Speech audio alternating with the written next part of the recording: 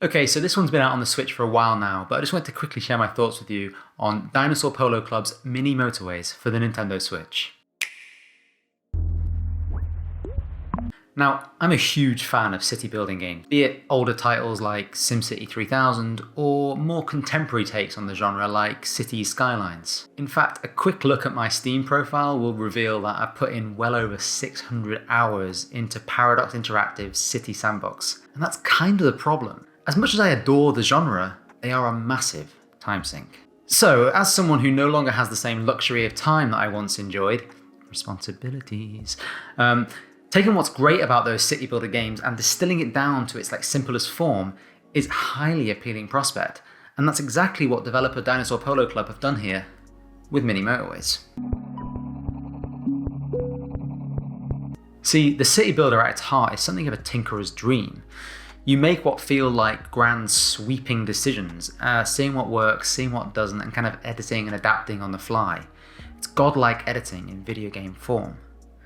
Mini Motorways and the earlier game of a similar ilk, Mini Metro, capture that feeling kind of down to its purest sense. The result is something that starts as an almost zen-like experience and evolves to be a tricky and eventually stressful game of real-time plate spinning. Now, admittedly, these are not city builder games, no. Instead, they're more akin to an endurance puzzler. The premise here is pretty simple, you just got to get folks from point A to point B, and that's essentially it. You build a road connecting 2 points and off cars go. They travel to their destination and you get a point. As you rack up a high score, things ramp up in difficulty. More cars need to go to more places, traveling across the ever-expanding map.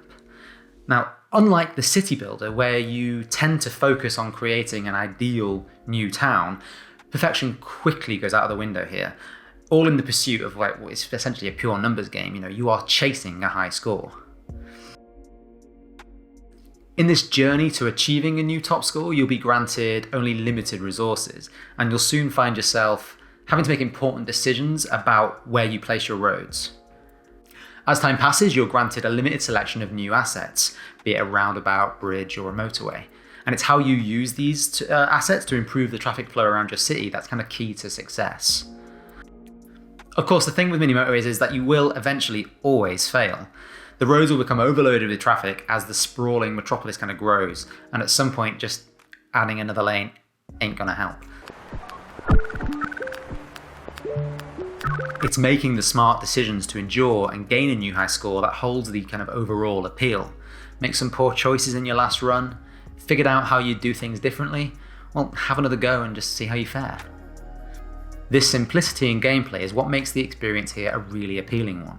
You'll quickly know what the game expects from you, and if it clicks with you, you'll find yourself having turn after turn, honing your traffic management deftness with each go. There's a dozen maps set in cities across the globe to take on, each with their own obstacles like rivers to cross or mountains to kind of navigate through or around. These maps are not dramatically different, but offer up enough to extend the experience in kind of a passable way. There's also a daily challenge to take on where you can see how you stacked up against folks across the globe on a global leaderboard.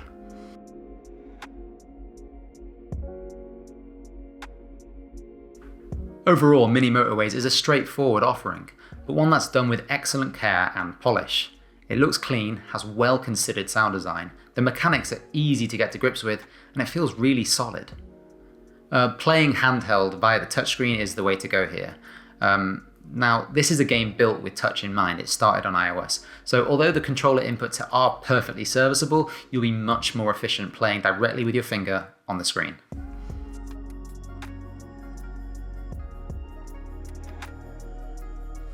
So to conclude, this toy box of a puzzle strategy game scratches that city sim itch and is perfect for quick, uncomplicated play sessions.